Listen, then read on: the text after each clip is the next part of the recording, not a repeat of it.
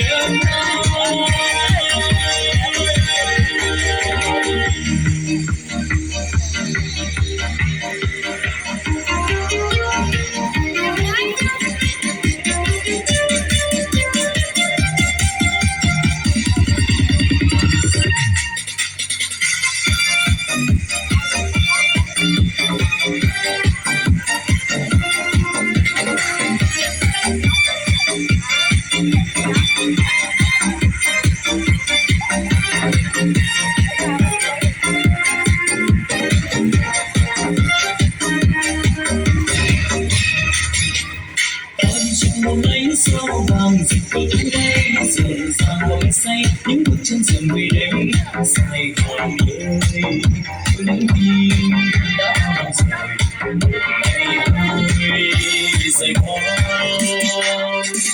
ta nghe những con tiếng hát mùa dậy từng giây sao sinh sống hôm nay bóng vui với hồn toàn dân đời ơi sóng sóng đã bóng hoàng hạnh phúc vô biên hát ước khi em những thời yêu thương.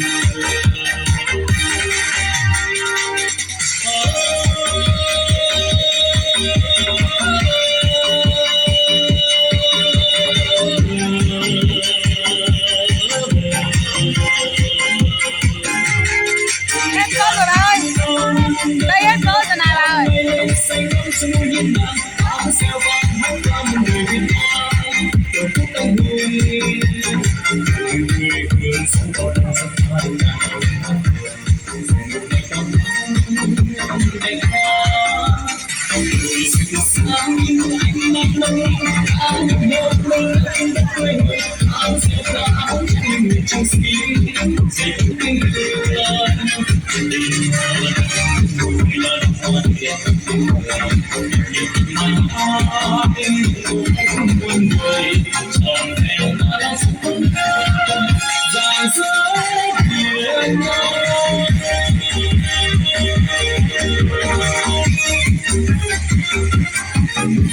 Thank you.